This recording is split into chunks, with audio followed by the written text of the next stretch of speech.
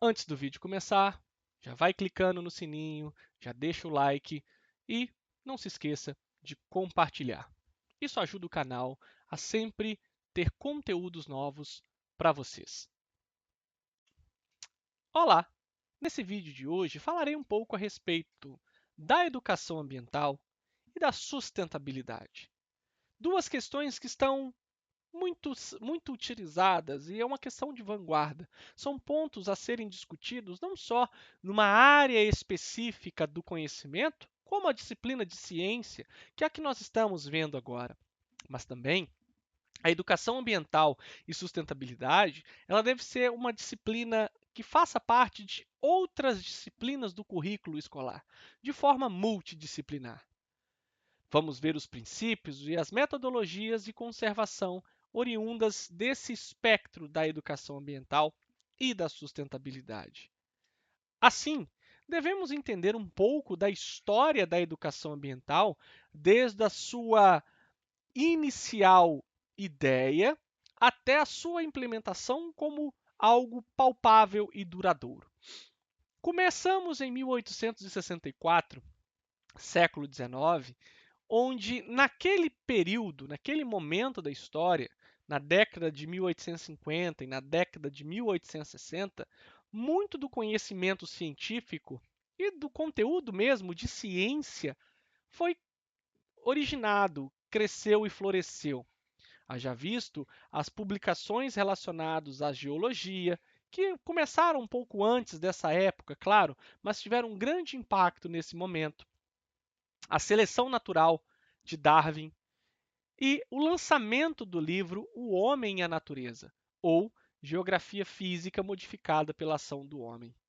Em 1869, a criação do termo ecologia, que ainda hoje é um pouco complexo. Não confundam complexidade com dificuldade, mas é complexo entendermos e aplicarmos esse conceito se usarmos apenas a descrição ao pé da letra, em que eco significa moradia ou residência e logos, estudo. Ou seja, ecologia, o estudo da residência. Mas vamos ampliar o conhecimento para o estudo de todas as variáveis que existem no nosso entorno, ou seja, naquilo que chamamos de meio ambiente. Em 1872, a criação do Parque Nacional de Yellowstone. Em 1965, quase 100 anos depois, a utilização da expressão educação ambiental. Em 1968, a Unesco entende que, como eu disse anteriormente, no início da apresentação desta aula, que a educação ambiental ela não deve se limitar a uma disciplina apenas de uma única área do conhecimento escolar ou do currículo escolar. Além disso, podemos ver que em 73 foi o início do processo de institucionalização da educação ambiental. Até que, décadas depois, no caso do Brasil, na Constituição Federal em 1988, como dito em aulas anteriores, no inciso 6º do artigo 225, a necessidade de promover a educação ambiental em todos os níveis de ensino e a conscientização pública para a preservação do meio ambiente. Em 92, a Rio 92, que veio tratar da educação ambiental para uma sociedade sustentável e dispor das responsabilidades global de todos, não só do poder público, dos governos, do poder legislativo e do executivo, mas também da sociedade. E no período de 2005 a 2014, a década para a educação para um desenvolvimento sustentável. Assim, se nós entendermos um pouco essa charge, hoje ela passa a fazer um pouco mais de sentido do que em períodos anteriores da história. Vamos entender que se a geração presente consumir, usufruir, gastar, devorar, corroer todo o recurso, nós não teremos recursos para a sociedade ou as gerações futuras.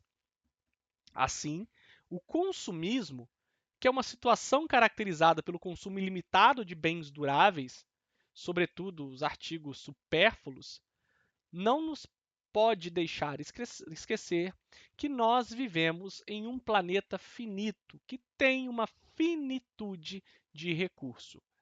Daí, se utilizarmos esses recursos sem darmos tempo ou sem mitigarmos, ou seja, sem compensarmos a reposição desses recursos pela natureza, ou até mesmo pela ação humana, como o reflorestamento, a questão da preservação da biodiversidade animal, nós não teremos, daqui a algumas décadas, daqui a alguns séculos, recursos o suficiente para suprir a necessidade humana.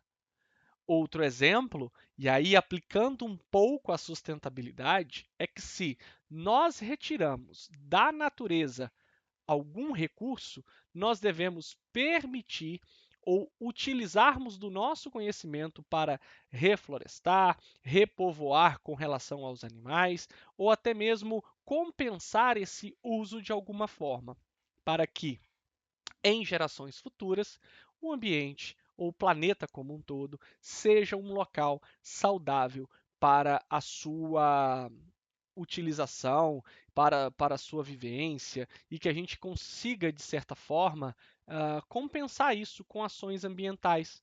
Né? Hoje nós estamos vendo as catástrofes climáticas, né? A mudança climática, parte dela fica difícil fazer a conta se 1% ou se 100% relacionado à ação humana, mas fato é que a ação do homem tem um impacto significativo em toda essa discussão da sustentabilidade. E a falta de consciência não deixa você perceber que o mundo está de cabeça para baixo, como essa foto. Então, se vocês pausarem essa aula, vocês verão que, embora no primeiro momento pareça que essa imagem dessa construção desordenada esteja coerente, essa foto ela foi tirada de cabeça para baixo. Então, nós não conseguimos observar muitas vezes o impacto que nós geramos. Então, toda a nossa ação ela deve ser pensada para que nós saibamos refletir sobre os pontos positivos, os pontos negativos de cada ação individual ou coletiva, a fim de começarmos também a fazer o exercício de pensarmos em condições de suprir ou de sanar ou de compensar ou de mitigar tais ações. Assim, a educação ambiental, EA, requer uma atividade do concordo, discordo, muito pelo contrário.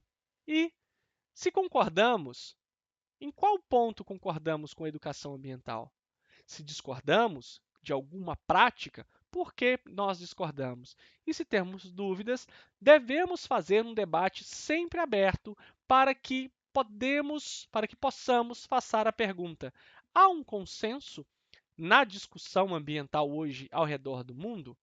Será que em algumas áreas a necessidade da discussão da educação ambiental é maior do que em outras? Ou não há diferença? São pontos que devemos refletir. Primeira frase: a sustentabilidade será possível quando houver a incorporação de valores éticos de respeito à vida e a redução das desigualdades sociais e políticas. Então, respeito, igualdade e coletividade. Esse é um dos primeiros indícios de uma boa prática, ou de uma boa ideia, ou de um bom raciocínio a respeito da educação ambiental. Frase 2. A pessoa só se conscientizam se doer no bolso. No caso dos radares, que mantém os motoristas, sejam eles trabalhadores ou não, de carro ou moto, atentos a seguir sempre um código de trânsito. Sorria, você está sendo filmado.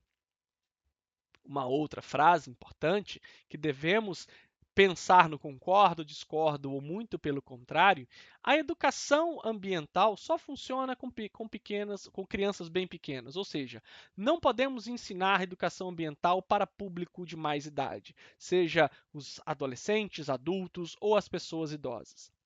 Será que essa é uma afirmação verdadeira? Será que somente as crianças têm a capacidade de incorporar? Talvez, daí uma opinião, penso que a educação ambiental, quando colocada nas escolas, permite que as crianças levem esse ensinamento para os pais e que também as crianças sejam agentes na correção de atos em que os adultos interfiram no meio ambiente. Muito obrigado.